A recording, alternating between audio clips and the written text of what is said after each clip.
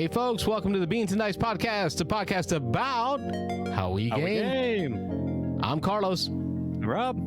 And today we have a special guest with us, coming to you from Orlando, Florida, Chris Harden with Candy Cane Wormhole game, currently on Kickstarter. Say hi to the folks, Chris.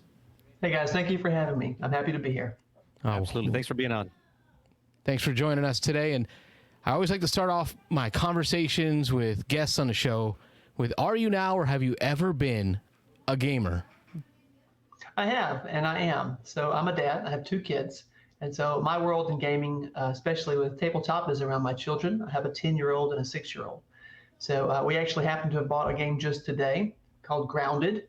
And we play a lot of the card games, the mind games, you know, that kids like to play. We've done all sorts of Dr. Seuss kinds of games.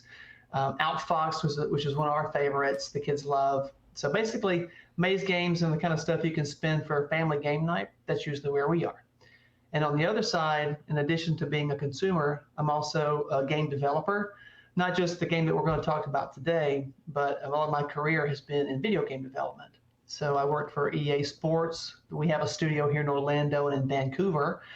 And I spent a lot of time helping to ship Madden, NBA Live, NHL, and UFC games, mainly around the user interfaces and audio systems. And I now work for not a game publisher, but a game platform called Unity that is used around the world for a lot of mobile games, PC, and console games. So on both sides of consumption and production. Very cool. What about growing up? And how has gaming impacted you growing up? What do you recall as a child? Who was little Chris like when it came to gaming? It actually was all just your traditional card deck. So poker and rummy and the kind of stuff that you do. When, you know, card decks are so versatile. And your classics like Uno and Monopoly and Life were usually the ones that we played around the table in my house. I played a lot of cards growing up. I know Carlos did as well. I played here in the States, and Carlos played a little bit on the islands. But yeah, a couple different kinds of games. But yeah, it's kind of what the primer that got me into gaming was those family game days of just cards, you know, briscas and dominoes. Those real basic family games that introduced us to the concept of being around the table, spending quality time with family in a shared activity. Absolutely. It really is a shared activity. I love it a lot. I look forward to it. We go back and forth between movie night, like on Friday nights, and then game night. And sometimes it's let's go out and hang out with the neighbors and try to socialize with the neighborhood kids when it's sunny and it's, you know, now getting to beautiful weather here in Florida. Today was gorgeous in Florida. Beautiful, right? So we went out and did that instead of family game night. But we'll cycle between a lot of that every Friday night. You know, sometimes we're all exhausted and we can watch a movie instead. But if we can get a game night in, it's good memories. Well, you've been real busy working on some Kickstarter stuff going on right now on Kickstarter. Just a few days left with your Kickstarter. Do you want to tell us a little more about the details of Candy Cane Wormhole game? I do. Tell us all what it is. Yeah, so Candy Cane Wormhole is actually a 3-piece Christmas tradition. It's meant for kids because I'm a dad. My kids are 10 and 6. So it starts out and it's built around a core book for kids. And the folklore is instead of having Santa deliver gifts through chimneys, this squirrel will deliver gifts through wormholes. And so he accidentally triggers an experimental wormhole that's being worked on by the science elves for Santa, because Santa's getting overwhelmed with the 8 billion people we have on the planet. And so he comes along, he's meek, and he accidentally triggers it and goes on an adventure to get back 7 gifts that are lost as a result of the wormhole sucking them into space and time.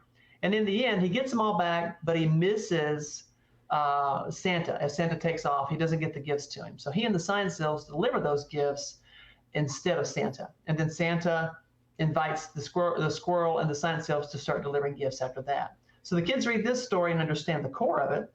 And then it's an interactive tradition. The next thing they do is they build their own candy cane wormhole, which is this little candy kit here. It's chocolate, marshmallows, and hopefully you can see in the video, there are little sprinkles on the bottom. That's reindeer dust. And then one of the other magical things that makes the wormhole work are little bits of cotton candy, which are snow squirrel fur.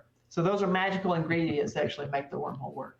So the kids make that, but it doesn't stop there. The next thing they do is they try to stabilize the wormhole, because the wormholes are experimental. So Stanley sends a test gift. It's an early Christmas gifting tradition to your house. It gets lost because the wormhole is all wacky. And so they go on a little game. And this is a little card deck. It's 60 cards. And it has clues, you see on the back. So the clues you lay around the house, and it's a treasure hunt to get the early gift. And the clues have little riddles on them. The riddles are like, basically leading you to the kitchen, leading you to the bedroom, to maybe a bicycle or whatever. And the kids get to figure out the riddles and go find the treasure. And there's also a little value-based challenge here in the color bar.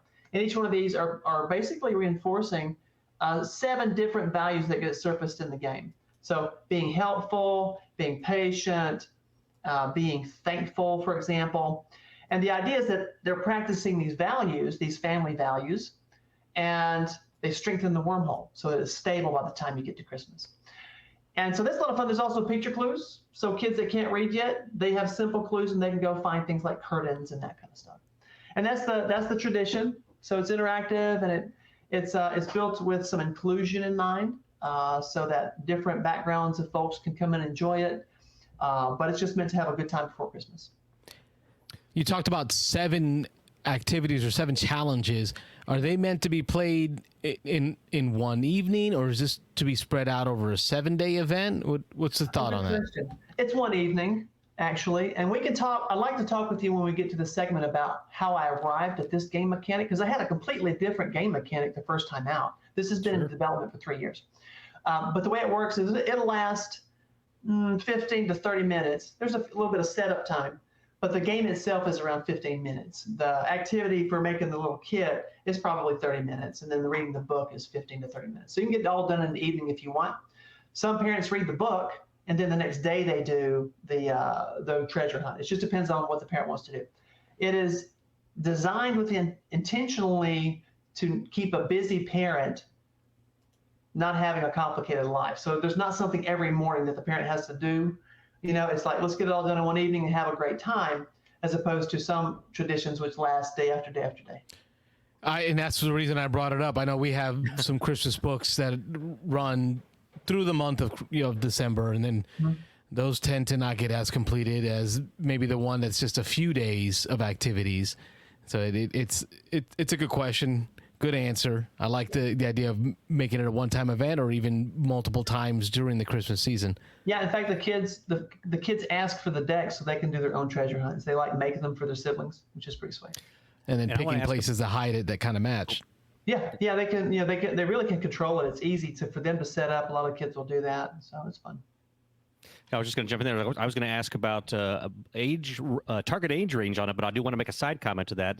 Carlos and I both have kids in the household of all different ages. I've got an 18-year-old down to an 11-year-old, and my 16-year-old daughter watched the video and looked at the Kickstarter, and she said, "Heck, man, I'd buy this thing just for the craft, just for the treats." And so she was really into that part of it as a 16-year-old. But that's probably slightly older than what your ideal target audience is, although we can all find something to enjoy in it. But where do you think is really the age range that you're really shooting for on this one?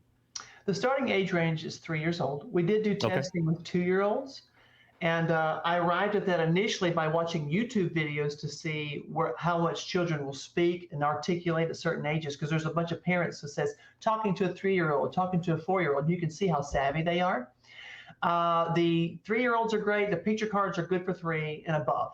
And basically 4, 5, and 6, they're getting to a point where they can start reading, and mom and dad are with them, so they can read it if the kid can't read it. But it kind of lasts. My son's 10; he still enjoys it as well. The book clearly is a children's book, so it's after the age range where you're reading to your child, but it establishes the folklore, the actual candy craft as you described, and the treasure hunt. Kids of all ages enjoy that. Yeah, for sure. But I say if you have a 2-year-old, it's on the fringe as to whether they can really get it, But if a kid believes in Santa, and hopefully we all do, then they can enjoy the game. Absolutely. I believe in Hershey Kisses, so right there. 100%. It's funny you say that, because the way the book is designed, any kind of chocolate, it's just the ingredient of chocolate that makes that work. But to ship the product, I need to buy packaged goods that just are quick to ship and not have issues. And so Hershey's Kisses you can buy in bulk, and so that's why that's there. Well, we can kind of step into that territory next, I think, because I know we wanted to talk to you a little bit about the project, how you came up with it, and then we'll get into everything, as far as the background on the Kickstarter, how you put that together, your fulfillment, packaging, all that kind of stuff. I think our audience really would like to hear about that. So, before we jump into that, give us the quick details on the supporting the Kickstarter. Because for the folks that are watching those first 5 minutes of this video regarding the Kickstarter itself, we're curious. What are the support levels? What are you looking for from the folks at home? Thank you, Carlos. I appreciate you prioritizing that. So yeah, I have 5 days. It is kind of urgent that if you're interested, please go ahead and back the project. There are different levels. If you just want to watch it, you can go for $1. Totally great. Sometimes I back a ton of projects just to learn and watch. So if you're interested in kickstarting your own project someday, back it for $1 and watch it. And you'll see how it goes. If you're outside of the U.S., you can back for $10 and get digital copies of the book and the game. But I can't ship candy across the borders. I don't yet know how to do that. It'll be challenging. And if you are interested in just the book, then there's a pledge there at $20 for just the book, and I can also ship those to Canada. So after that, the full kit is $35. That's the early scroll discount. That's when you get the book, the candy, and the treasure hunt game. And the treasure hunt game is rated 9 out of 10 by the families through 2 Christmas trials. So I encourage you, if you really want the bang for your buck and you can afford it, I'd get the full game. After that, there's multiples. If you are in the Central Florida area, mainly around Orlando, I will drive and deliver that to you because the shipping does cost some money to ship it outside the city. And I don't want folks who are local enough where I can drive. They don't have to pay for the shipping. I'll drive it to them. So there's Orlando flavors of those deals as well. And then the rest of them are larger kind of group deals. You can buy 3, get 1 free. But really the 2 key ones are the $25 or the $20 book and the $35 kit. Those are the 2 key ones. So. Yeah, you get that real ground level feel when you see a contribution level for a local region. Oh yeah, where you'll be willing to take it to them. Like this is your project, your baby. Yep. To the point where locally you're willing to take care of handling that distribution of it. Well, and it helps. And people know that shipping's pricey, but they also know that it shouldn't be pricey if it's 2 or 3 miles away or 4 or 5 miles away. So as I mentioned to you guys, I did a Kickstarter with Trobo out of Orlando about 8 years ago now with a co-creator named Jeremy. And we hand delivered the Trobos as well. They're little robots back here on my shelf. And those are all hand delivered too. It's just, the community has always been behind us. And so we wanted to give back in a small way, and saving shipping is a small way. So. That's huge. Very cool. Yeah, very cool. All right, folks, those are the details for the Kickstarter. If you go to Kickstarter right now, got 5 days left as of today. We got a Candy Cane Wormhole game is the title that you're going to be searching for on the Kickstarter. So check it out. Chris Harden, Candy Cane Wormhole game.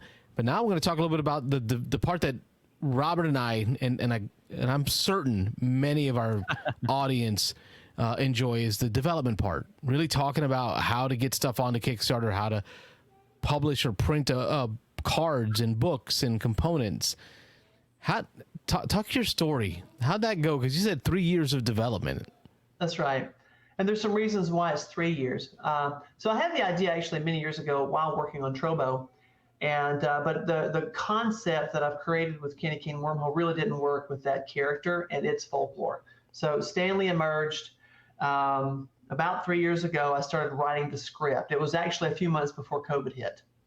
And I have an industrial design background, and if you guys are aware of design thinking paradigm, it's basically where you get out of your head and you do lots of iterations with your potential target group, asking questions. So in the early days, I had my all thumbnail sketches. I have a background in illustrating and inking comics. And so all thumbnails, I would actually video like I'm talking with you guys, and I would read these terrible drawings and the script to family members, moms and dads, and they'd listen to me and help me understand what worked for them and what didn't. And that's the first cycle. That first year was nothing but reading scripts, getting surveys done. And then the first user trial was the book and the candy kit, a little bit different version of the candy kit, and actually a booklet of letters to Santa. The first game mechanic was letters to Santa. Still had the riddles, but there were other things like math problems and little drawing problems. And I put that out with the first group of 25 families. They ran it through Christmas.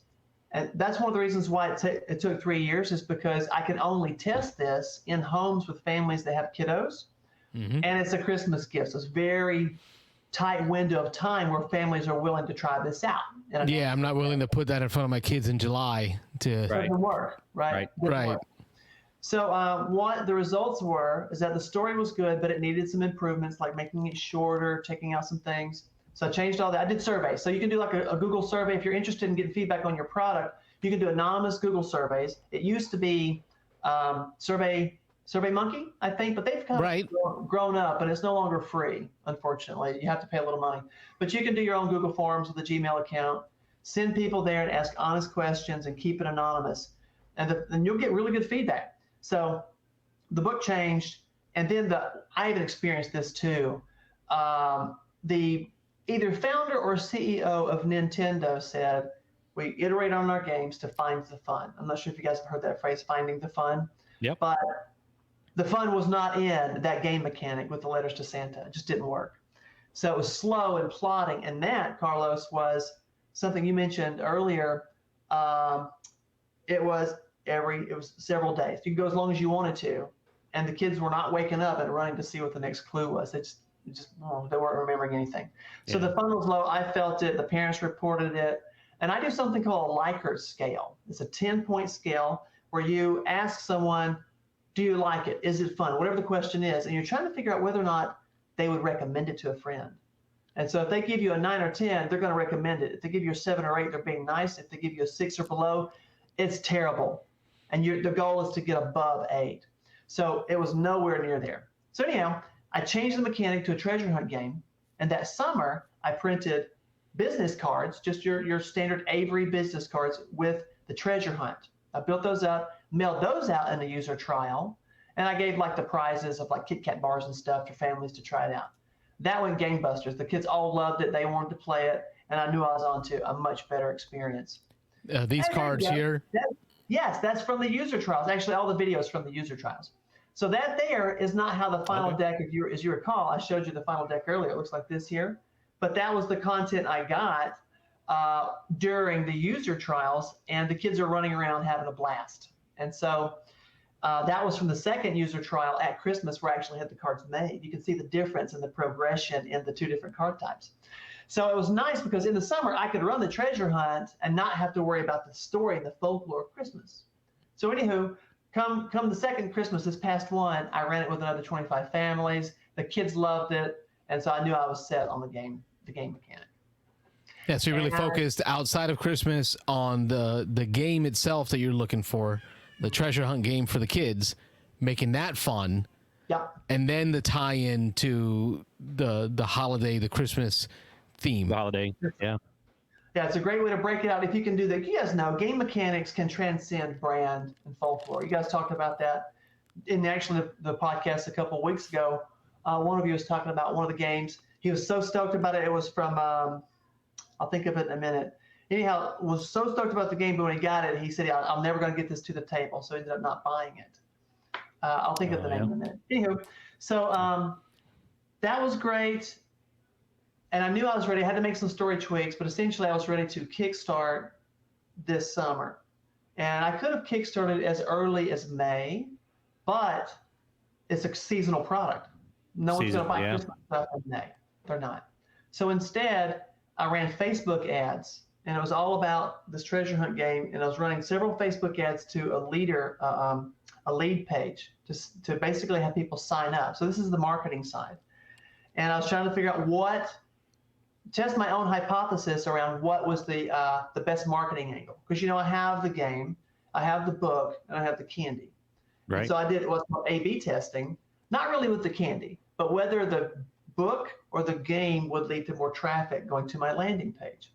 And I ran those $50 a few days, just $10, $20, just to see which ones were taken off and which one would funnel the most business to the landing page. That was great. That's classic Facebook A/B testing. And my theory from even the early days of researching Kickstarter projects, you always look at projects that are comparable to what you're producing. So lots of books, lots of games, especially tabletop games, because there's not a whole lot of active games on there, but tabletop is huge, if you guys know, in Kickstarter. Sure. So I ran both ad series, and just like by an order of magnitude more, the game mechanic drove the traffic. The book, not so much. It's people. So really, you just ran an ad on Facebook. Yeah. And then just measured how many people came to the page that it was linked to during that time period, where you put the book as the primary focus of the ad. Right. Yeah. Yep. That's right. And so, in fact, it's even better than that. It's the cost per view of the page. So to give you an idea, the best rate I ever got on Trovo was 7 cents. 7 cents for view, going all the way through and looking at the page. That's good.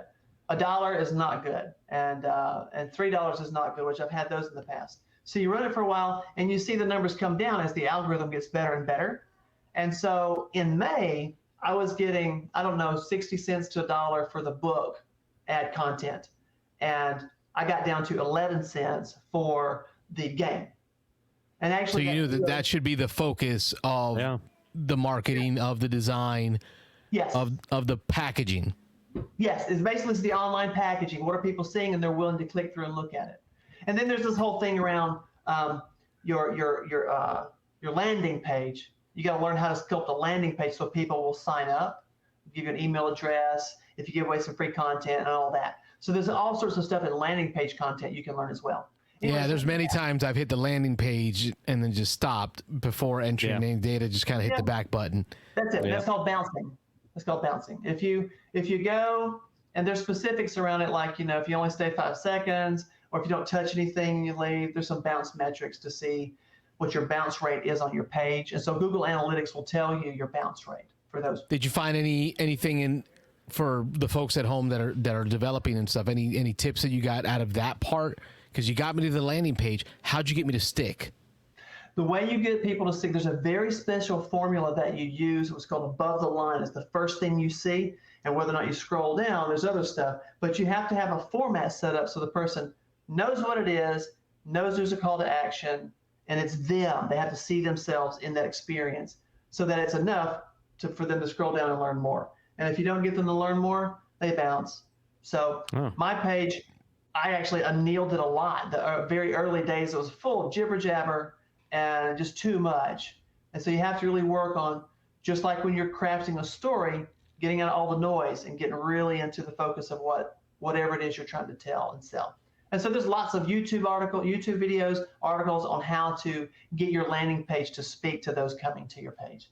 And honestly, Kickstarter, those are landing pages all day long. That's all they are, is landing pages. Yep. Oh, yeah. Right, just video. But let me ask, anything else below. what was your expectation as far as the book versus the game? I mean, did you think the game was going to be where it was at, or did you think the book was what was going to redraw people in? Or You're right. Thanks, Rob. I forgot to mention that. From the research, games tenfold over books. Just the size of Kickstarters, the success levels, and there's a lot more into it. Like, are you someone who's had several Kickstarters? Do you have a crowd? It's always about bringing your crowd. It's always the hardest part. There's a guy named Richard Bliss who used to podcast on this a lot, and he said, you don't have a funding problem, you have a crowd problem. And that's so true and so hard to build your crowd in a meaningful way, well ahead of you actually starting your Kickstarter. It's really a challenge, especially if you love to create. You may not necessarily want to spend the time to build your crowd, but it's a necessary part of a good launch.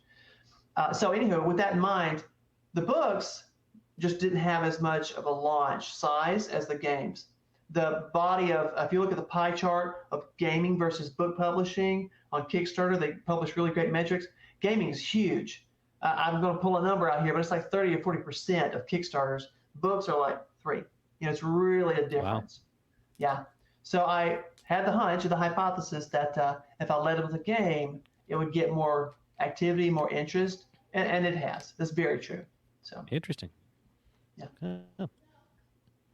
So now you've gone through kind of the first couple years of development of the game. You've tested out to begin building that crowd using Facebook advertising to start to get driving people into signing up for notifications and for updates. But now we're here. The Kickstarter was kicking off. how'd you advertise the starting of the Kickstarter to kind of bring the crowd back? Yeah, great question. You actually go through a period of advertising to your friends and family and your folks on Facebook who follow you before the Kickstart happens. It's a big deal. There's a huge emotional aspect to purchasing on Kickstarter. People who don't know you may not back it because it doesn't look like it's going to make it, or it doesn't speak to them, right? If you don't have a market fit in your product, they're not going to buy it anyway. So that's a whole different conversation. But what you do is, as you lead up to the Kickstart, you start announcing to your email list, hey, it's going to come on this date, and you'll do that like a week out. You know, you're on your Facebook, hey, it's coming in about a week, and then the day before, maybe 2 days before, the day before, and that morning, you say, hey, gang, be ready. I'm going to launch it at 8 o'clock. I'll send you the note. Please go in and back it on day one. Really big deal. Not everyone understands the emotional side of the Kickstart, but it is really an emotional side if a project backs, if it funds on day one or day two, there's a whole different dynamic to it taking a long time to fund. Strangers look at it differently. People feel more confident because, oh, everyone else has bought this thing. What's so hot about it, right? There's all the emotional aspects to it. But there's also an interesting choice in whether you want to shoot really low on your funding amount and fund in those first couple of days and then grind your way to the top, or go for the actual amount of money that you need to make to hit your minimum. We just watched that happen live in the gaming industry. There was a Kickstart for Kingdom Come, a video game port into a board game, and they set up a huge goal. I see it as a big goal for what they needed to kickstart it. Mm-hmm. They put it out there as this is the number we need to hit, and they well exceeded that number. Wonderful. And then after the Kickstarter closed, they said, you know what? That really wasn't the number we needed. We were like a million short. Yep. So the company went fold. They said, even though they met their goal that they advertised to us, the populace, because they wanted to drive that feeling you're talking about, Chris, of look how quick they funded. Yeah. And they did fund fast. Yeah. But they didn't fund enough in the long run to actually make it a viable product. What they really needed, yeah. And the thing is, there's an enormous pressure on publishers to do that. And one is all the emotional stuff we just discussed. Okay, there's confidence levels in there. It gives you a little extra collateral. Hey, we funded, right? You can tell everybody you funded. There's some real buzz around that you can use for PR. Also, if you're funded early, press will talk to you sooner. There's a stigma around unfunded Kickstarter projects. It's sometimes hard to get any media coverage. When we did Trovo 8 years ago, it was a different world. We got on TechCrunch, on the front page of TechCrunch, the same day Apple launched their iPhone whatever number. And we blew up. It was a big deal, but we networked our way and we're lucky, and TechCrunch was really kind. That was a big day for us, and it, in many ways put us over the top. But Kickstarter's Project We Love stamp, you guys have probably seen that little Project We Love. Mm-hmm. Yep. You are more likely to get that if you've already funded early. And their algorithm, just like Amazon's algorithm for promoting your product on Amazon, like booksellers, the earlier you fund and you get to the top of your level, the more likely they're going to publish you on their pages of project of interest and all that. It's just, unfortunately, the way the world kind of works. So there's a lot They're really incentivized to lower that funding goal. Yeah.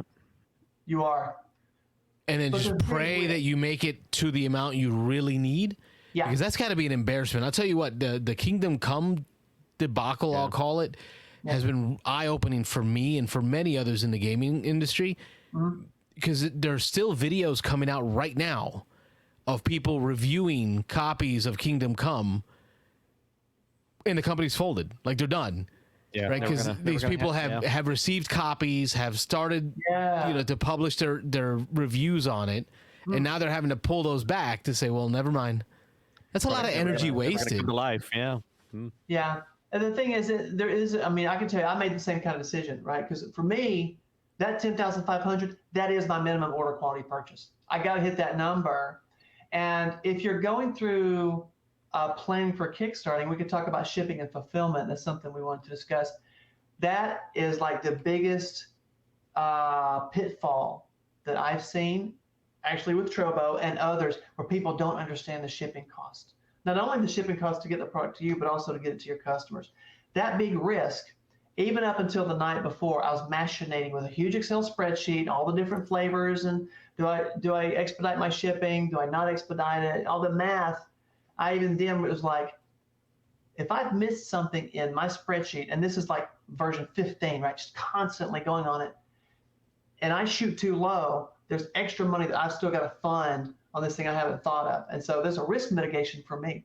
So instead of shooting super low to get the momentum of an early fund, which is really tempting, I said, no, if I don't have market fit, I can't get it, and I have to rethink the product, and I stuck with the 10-5. And that's sort of your two paths of choice right there. Yeah, that makes sense, because I would not want to go to Mrs. Cabrera and tell her how I have to take an equity line on the house just to be able to cover the hole I put myself in. Yep. It's a big risk, right? I have a friend I was just speaking with about last week who has done that, who went the route of a significant investment and is launching on Amazon. I have a lot of respect for the boldness in doing so, but I'm pretty conservative in terms of finance. As am I. Yeah. Yeah. So it's tough because you see others risk it for the biscuit and make it, and you're thinking, man, if I could have done that. Could be me. Yeah. It could have been me, but I like conservative, steady. 20 years ago, I'm old, guys. 20 years ago, I was in the comic book industry. I was an illustrator, an inker, and I published a graphic novel. It was called The Fro, 0 to Hero and 3/4 notes. It was basically this guy who could absorb musical energy, and his afro would grow, and he'd be like the Green Lantern, but he'd fly on a Stratocaster guitar. Loved it. Great pet project. Went through a brand of publisher called Arcana Comics, published through Diamond, which is like the distributor. Yep, Diamond's big. Yep. And so had everything all lined up, and I invested a significant amount of personal money in developing it and printing a huge print run. Didn't have Kickstarter back then. And so I ended up with thousands of copies in my garage. I like how he's pointing, like actively, like right now in the garage. Out of that wall. Yeah. There's still some in there, along with my other comics. And that was So you felt the burn. I did feel the burn. I learned a significant lesson about not going into a saturated market and not having good product market fit and understanding how to sell in that market. So I bought thousands. I sold 500 total. And it was a good run for a small press, but had I understood the business better, honestly, I wouldn't have done it. But now that we have Kickstarter, you can really test market fit with low risk. And if you don't have it, there's no obligation. The only thing hurt is ego. That's the only thing hurt. If this doesn't work, the only thing that hurts is the ego. And it is the ego. You're right. There's a period. This is the way that the Kickstarters work. Is you have a Golden Gate Bridge effect, generally speaking, where everyone comes in at the beginning, then it gets really lean for a while, and then it goes back. Hopefully it goes back up at the end, right? If you're really hustling and trying, and you've gotten some love and some luck. But during this period in the middle, I kind of call that the trough of despair, because it's really psychologically difficult to not see the same momentum at the beginning and not know that you're going to make it to the end. Yeah, so your ego is a big part of Kickstarter. And that's a big part of what we're doing here, is that back end piece. The last 5 days, that last little push, getting it out there. It matters. It helps a lot. So guys, thank you for giving me the time today. I really appreciate it. You're a friend of the show, and that's what we're here for. Is I know Robert and I, our biggest commitment is building community. Building the community. Patrick is a friend of the show, and he asked us to talk to you and join up with you to learn more about your game. And that's what we do. We build community. You're Florida. We're Florida. That's what we do. He's really sweet, and I appreciate him connecting me to you. That's the thing about crowdfunding is you start out with your crowd, but then you're really hoping that you meet some people along the way to help you find others, and it's been a real blessing. So absolutely. Let's talk a little bit about the plan for fulfillment, right? We talked development, we talked getting the Kickstarter going. Now you're kind of in that weird period of just crossing fingers at making sure everything worked out. If it does, how do you plan on delivering this product? We're talking cards, we're talking books, right? So there's printing, perishables, and we got candy. Perishable. Perishables. My favorite part, lots of sugar, smells like diabetes. Yeah. Yeah, so the plan's pretty much laid out. So because it is a seasonal product and because I have perishables, it's kind of a special shipping situation. I couldn't start back then, so it really means I had to start selling and kickstarting when people are interested in Christmas-based products. So that's why I'm here in September and now into October with you guys. But basically, the proofs have all been done. I work with a company called Print Ninja out of China. I came across them, honestly, years ago when I was first doing the assessment on the business model. And if you scroll down all the way to the bottom, you can see their logo in case your followers are interested. There they are. They have an absolutely brilliant online interface where you can calculate to the penny an estimate on how much it'll cost to buy and ship your product to you. Now that's on a boat. Okay, they gave me the expedited shipping and a quote afterwards once I talked with them, placed the order. Are these like guaranteed bids? Time expiring bids? Well, I'm sure it is. Yeah, because the dollar is deflating as you and I are talking. Things change. Yeah. It only lasts for a few months, but I'm sure they have an expiration date on the bid. But you can go in there and still you can use this to really calculate with a high sense of confidence how much it will cost you to ship that product to your door. That's a powerful thing when you're trying to wrap your head around shipping for your Kickstart. They do it for books. They do it for card decks. They have some packaging. Now I have to get my packaging separately because mine's a special box that they don't do. But they'll do tuck boxes for your games, and I'm getting tuck boxes for my games, my cards for them. I'm getting a book from them. So it's almost a one-stop shop for all of my printing needs except for the box. And for the perishables, I have cotton candy and sprinkles and the kind of things you saw above. I'm just going to basically source those in November because they got to be fresh. Right. And those will turn around pretty quickly. Hershey's Kisses I can get all day long. Marshmallows I can bulk buy. Cotton candy I can bulk buy. I can bulk buy all that in November. So what will happen is, God willing that I fund, I will immediately trigger the deck and the books from Print Ninja, and they'll start production immediately. The proofs are already approved. I did digital proofs. And in case you're interested, I just realized your readers might be interested in this. Because I've done CMYK printing in the past, I know there's some risks around the colors not coming out when you do a print order on CMYK versus RGB. So this is a proof that they mailed me probably 3 or 4 weeks ago now, just to ensure that the pages are at quality in terms of color. And in fact, I want to say this one up here, I noticed I had too much yellow, and this was all went back, revised it, and sent them a new digital copy and then approved that. They'll do e-proofs as just a part of the print run cost, but if you want a printed proof like this, then you got to pay extra. Yeah, I spent time in the printing industry, and we had some very specialized eyes that would go in just to make sure the colors were exactly what they needed to be. Yep. We would hold products from years ago for the same folks, and every time we printed a new run, we'd go back to those old products that we had in storage just to make sure our colors matched the physical version. It's very taxing work. It is. You have to have been through it once or twice to understand what's going on. And with my first graphic novel, I didn't, and I got some pretty yellow looking. Right, because looking at your computer monitor, it just doesn't work. You cannot trust your computer monitor. I will send you an image, and Rob will see it differently than I will see it, and will see it differently than Chris sees it. Yeah. And Chris might say it has too much yellow. Rob might say it has too much blue. It's all in our monitor. Yeah. Getting that printed copy, that's where you really see when the rubber meets the road what it's going to look like. You can. Now Photoshop does have the ability you can put your image and you run a filter called out of gamut, GAMUT, and it'll show you if that really gorgeous bright red is not going to be printed in CMYK. You'll see it. It'll show up with some nasty color, and you go, that red's too bright. It looks beautiful on the screen, but I can't print it. I got to tone it down. But it so happens that my artist, which I hired, so the way it works is I wrote it and did all the stuff for layout and all that. I did the illustrations because I'm a penciler, but I'm not a good watercolorist. Like my watercolors are okay, but I hired an artist out of Ukraine she can control light in ways that I don't know what she's doing, but it's amazing. So she's my colorist. And so, yeah, there you are. So Kate's brilliant. She's amazing. I found her on Fiverr. In case you're looking for a good artist, I love Fiverr. You can go there. Oh, wow. Yeah, I love Fiverr. It's been brilliant for me. So maybe I'll talk with you about how I found her. But where were we? We're talking about. Yeah, I've thought about using Fiverr. We're talking about fulfillment, but we're going back a little bit into development. That's fine. We can. Yeah, that's how I roll. My ADD just jumps around. So, anywho, so they're going to trigger the printing. It's going to take their standard 6-week cycle. And the really unfortunate part about having a first run for a holiday project is I've got to get that thing turned around in time to ship it to families. So I'm actually having to expedite shipping from them, which means air freight, for however many that I get in a Kickstart, plus some buffer of like 50 books, 50 decks.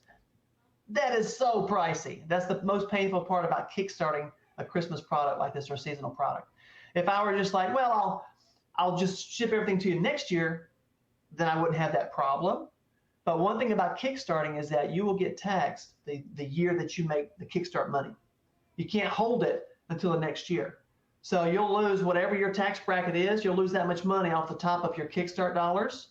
Wow. If you go into your next tax year. So I'm sort of a pressure between getting it launched and sold, and then all the expenses in the same year. In the same year, yeah. So for anyone who's interested in that conversation, you got to be sure that this isn't gift. This is real taxable income that the government wants their cut of, even if you haven't shipped your product yet. Just ask Wesley Snipes. I mean, they want their money.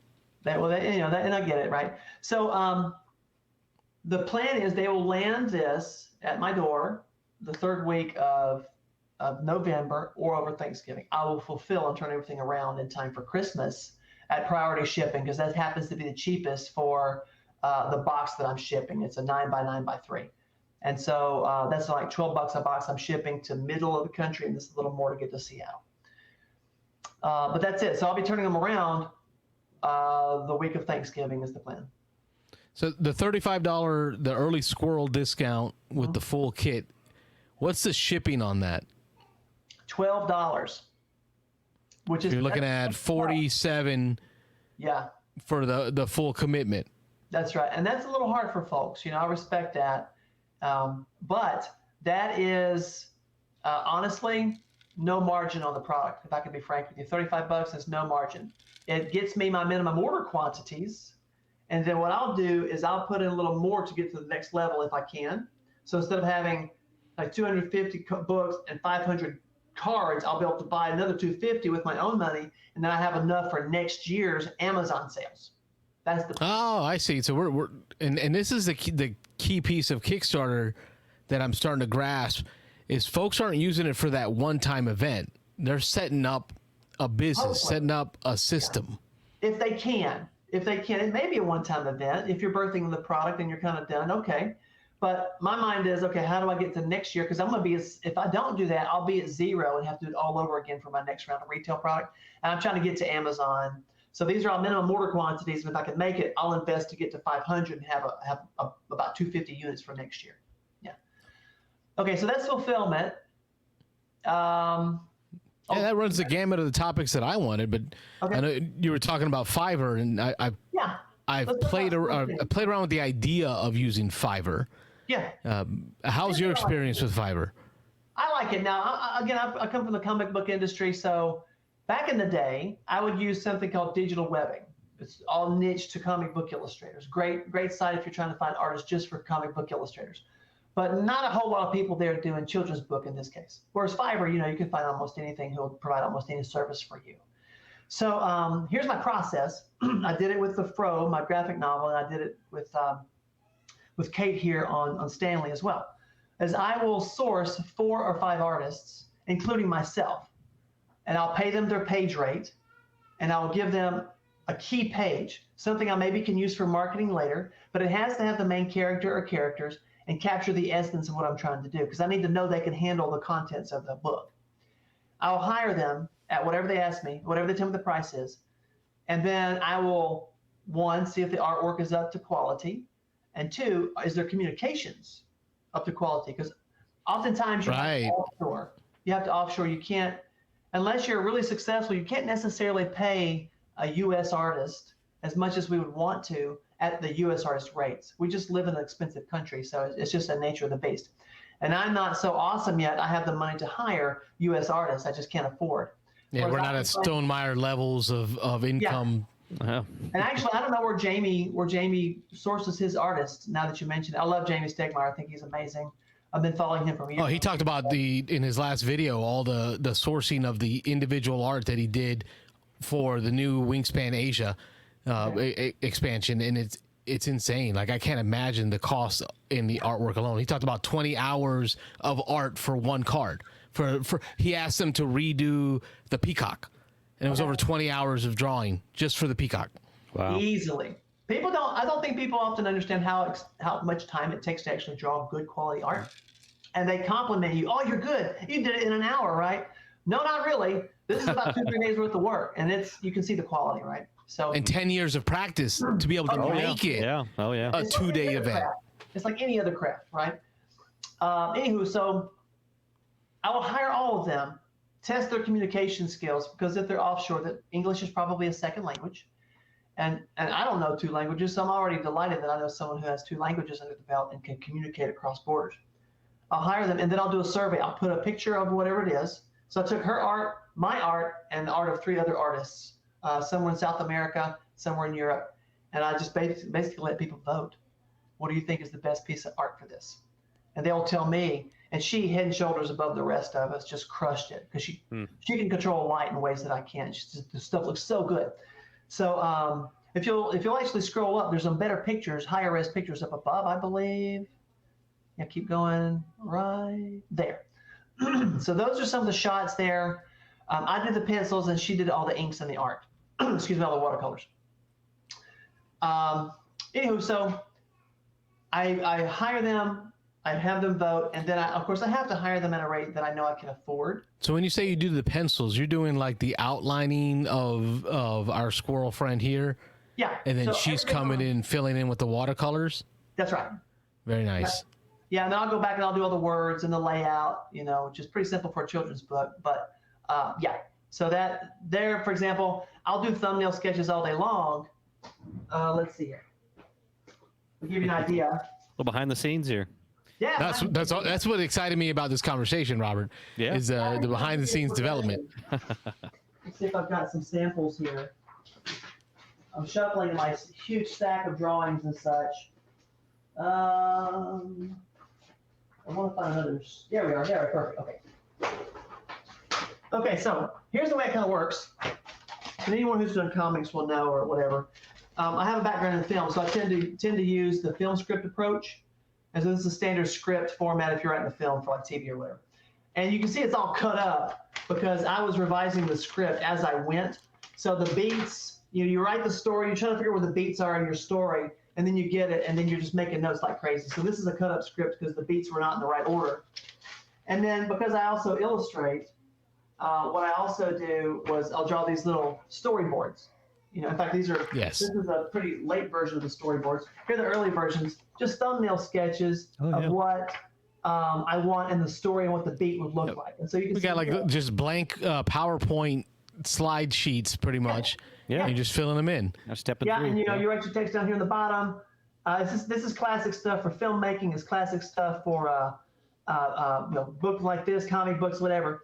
And so there's some pretty poor quality looking sketches. But the point isn't to draw a great quality drawing. It's to make sure you get the storytelling right. And so those are the beats. The pacing. And once I did that, I can show you the level of illustrations that I did. These aren't huge. Like in comics, you'll do normally 11 by 17. But I don't have the time to invest at 11 by 17. I just can't do it. And so instead, I'll do it this level here, where there's still type pencils. It's a little blurry on the video, but there's still type pencils that an inker can come in and where's the other one? Right there? There we are. And the inker can come in, and then they can use that to draw the heavy black lines over with quill or brush or digital. She did all her stuff digitally. So I ship these to her, and then she'll do the inks on top, and then she'll do the watercolors after that. And that's kind of how it works. And you come back later, you have it in the book, and you do all the layout. A lot of folks will use InDesign, but I use Illustrator. So all the words and stuff, that's all in Illustrator. What about the card production piece? So that is it should be, I'd imagine, Print Ninja is doing it all for you, but there's got to be a completely separate process for cutting out cards, sizing, deciding on tux boxes, Anything you learned or gained from the card production piece? Absolutely. This is actually the first time that I've made a card game, like at all. So really newbie here, but I hit a lot of the major beats. So for this one, you can choose, like if you go to Print Ninja, you can say, I want a traditional 52 card deck, like the poker deck, right? They have these big sheets and you lay out your artwork across the big sheet and they'll punch it all out for you in a big punch. You know, they have these massive machines, just punch it all out. I didn't really want the traditional, they have tarot card sizes, all the kind of card sizes you guys would see in the games that are behind you. I wanted something, what I really wanted was round cards like this. But like Spotted. I think Spotted is a game that comes with round cards. Yep. Mm-hmm. Right? But honestly, I made an economic decision to not do round ones for a couple of reasons. One, because I couldn't do a print and play at home. I bought a round punch. You can buy these little punches on Amazon, and I tried it, and I was like, this is going to take me forever to make prototypes, and it's going to be more expensive with Print Ninja or whoever because it's an unusual card size. Right. Whereas these 2.5-inch cards that you see here are square, and you see I have a little rounded bevel edge. It's not showing up in the art on the screen. But I was like, oh, that's really nice. I can still get my layout in that I want. And it's kind of charming because it's square, and it still plays with the circle. It's not off and weird. So this is where I landed. I also did this because Avery has 2.5-inch cards.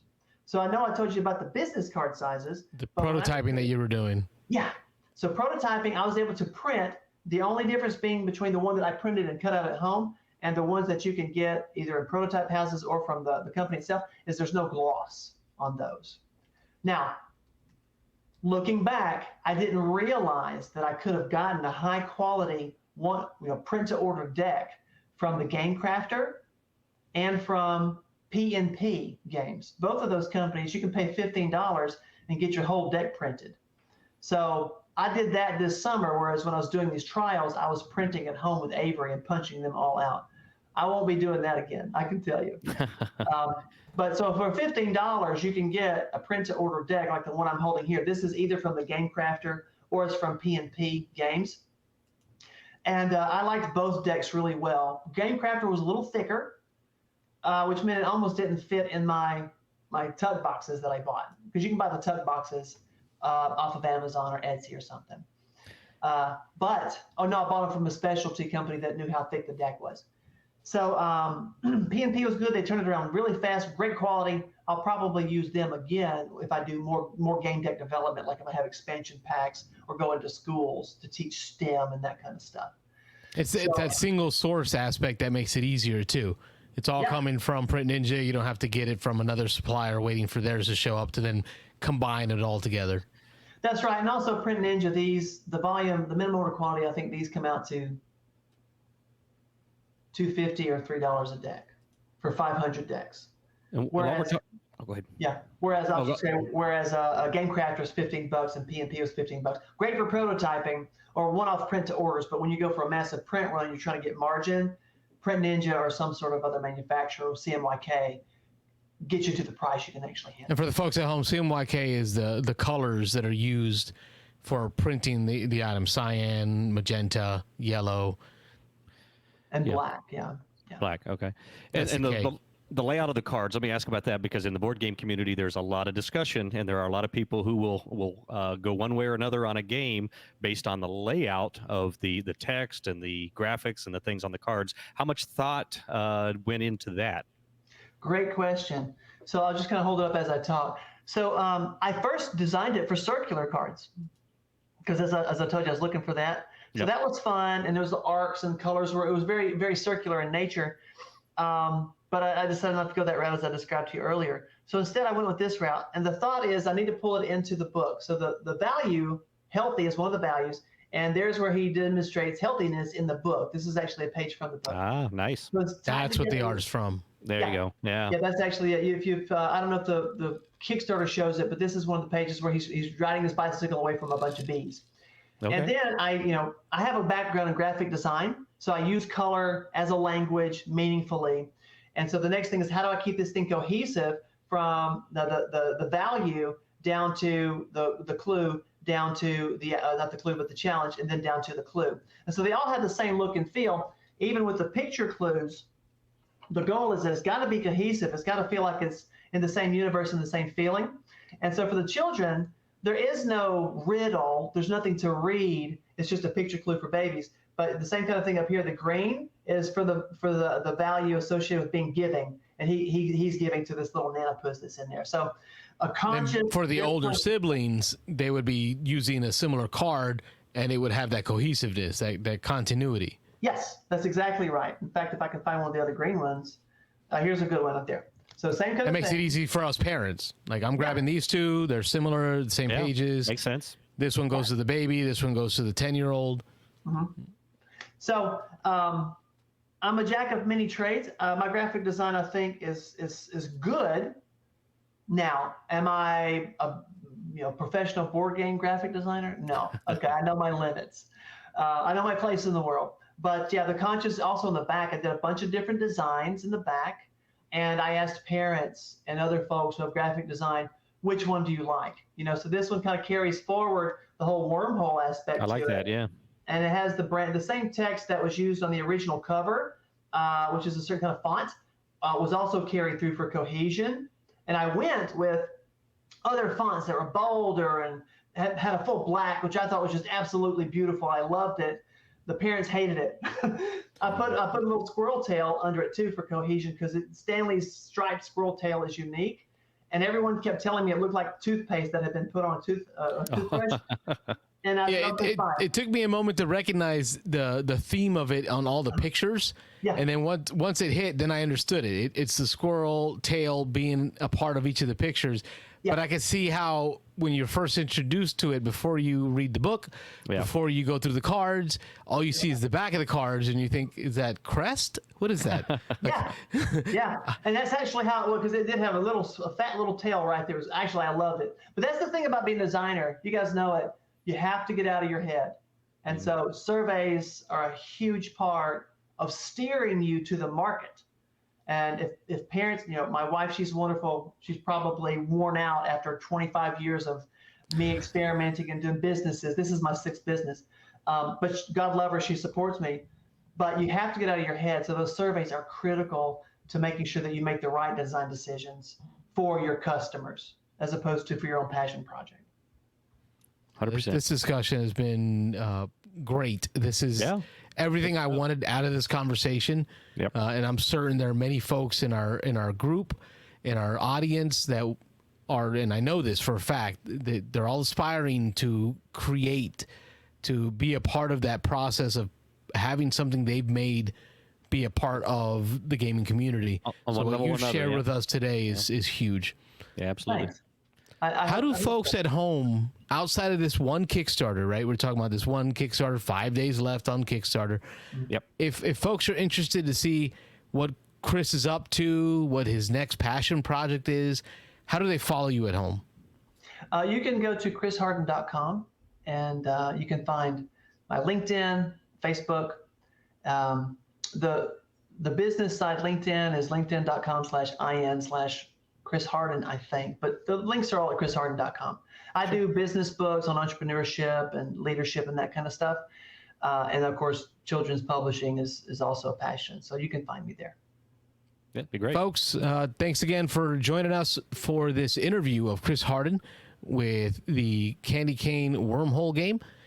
Check them out on Kickstarter. We got 5 days left. 5 days left on this Kickstarter. Let's hope to help make that happen, this passion project. But it sounds like Chris is he's got himself set with a path and a plan. God willing, it all does work out. Guys, thank you so much for having me tonight. I've really enjoyed talking with you. It's great to be with you, and I appreciate you helping. Yeah, we appreciate it. That's great. Thanks for watching the Beans and Dice podcast. Don't forget to like and subscribe.